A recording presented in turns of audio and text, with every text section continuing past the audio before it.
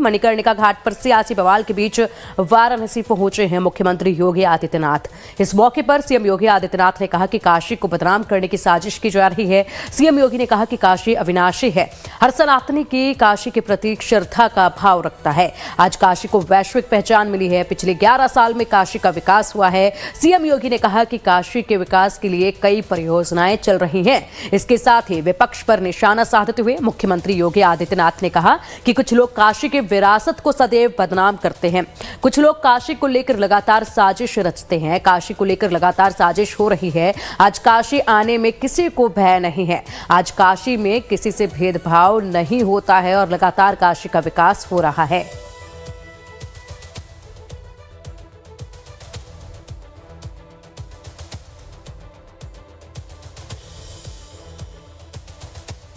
जन भावनाओं के साथ खिलवाड़ करने के प्रयास किए जा रहे हैं और उन्होंने तमाम प्रकार से दुष्प्रचार करके इस प्रोजेक्ट को उनके द्वारा हर प्रकार से बदनाम और अपमानित करने का काम भी यहां पर किया जा रहा है।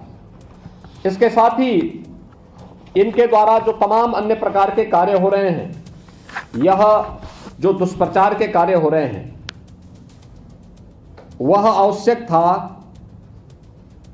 कि काशी के विकास के बैरियर या काशी और देश के विरासत को अपमानित करने वाली कांग्रेस और उनके सहयोगियों या उनके पेड्स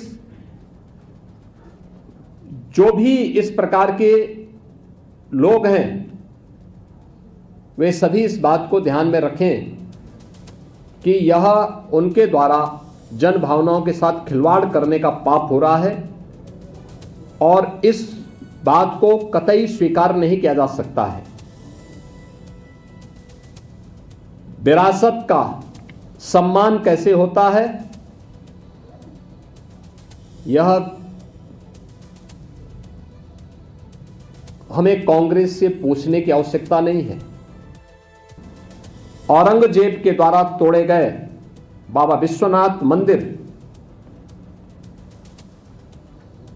का पुनरुद्धार करने का काम सबसे पहले यहां पर लोकमाता अहिल्याबाई होलकर ने किया था और लोकमाता अहिल्याबाई होलकर को कांग्रेस ने कभी सम्मान नहीं दिया।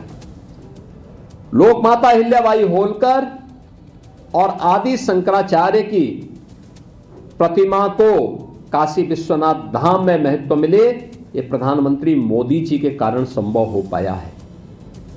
आज जो लोग काशी के इस समग्र विकास के कार्यक्रम को आगे बढ़ाने के लिए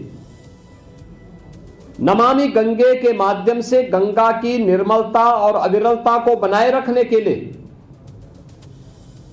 प्रधानमंत्री मोदी जी के द्वारा किए गए प्रयास को विभिन्न प्रकार की साजिशें करके उनमें अवरोध पैदा करने का काम कर रहे हैं। पिछले 3-4 दिनों से उनके द्वारा सोशल मीडिया प्लेटफॉर्म के माध्यम से तमाम प्रकार के अनलगल और झूठी तस्वीरें प्रस्तुत करके जनता जनार्दन को गुमराह करने का काम किया जा रहा है। काशी की पहचान बाबा विश्वनाथ मंदिर से, यहां के पवित्र मंदिरों से और मां गंगा से है। 2014 के पहले गंगा जल काशी के अंदर आचमन तो दूर, स्नान करने लायक नहीं था। आज काशी के अंदर गंगा जल कोई भी आता अभिभूत होता है। आज आचमन भी कर सकते हैं, स्नान भी कर सकते हैं।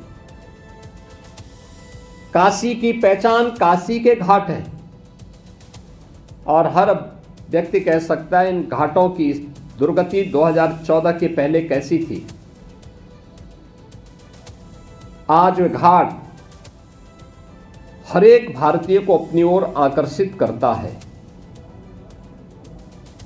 अपनी पुरातनता के साथ साथ आधुनिक कलेवर के रूप में स्वच्छ और सुंदर दिखाई देते हैं और देश का सबसे बड़ा घाट नमो घाट आज काशी के अंदर, काशी के साथ साथ पूरे देश को जोड़ने का एक माध्यम बना है। काशी तमिल संगमम के आयोजन जिस भव्यता के साथ नवो घाट पे आयोजित होते हैं, अन्य तमाम प्रकार के कार्यक्रम होते हैं, हजारों की संख्या में काशी वासी, पूर्वांचल वासी और देश के कोने कोने से आने वाला श्रद्धालु जब वहाँ जाता है तो देखते देखते बनता है। याद करिए 2014 के पहले बाबा विश्वनाथ धाम में बामुश्किल 50 श्रद्धालु एक साथ दर्शन नहीं कर सकता था। आज काशी विश्वनाथ धाम में 50,000 श्रद्धालु एक साथ आ सकता है, कहीं कोई भय नहीं। हर व्यक्ति श्रद्धा आराम से दर्शन करता है, बाबा का अभिषेक करता है।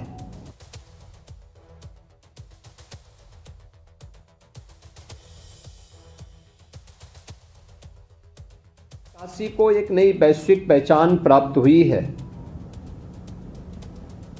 और इस काशी के बारे में जो काशी के ही प्रतिनिधि के रूप में देश की संसद में काशी का प्रतिनिधित्व, ये हम सब का सौभाग्य है कि देश के यशस्वी प्रधानमंत्री श्री नरेंद्र मोदी जी करते हैं।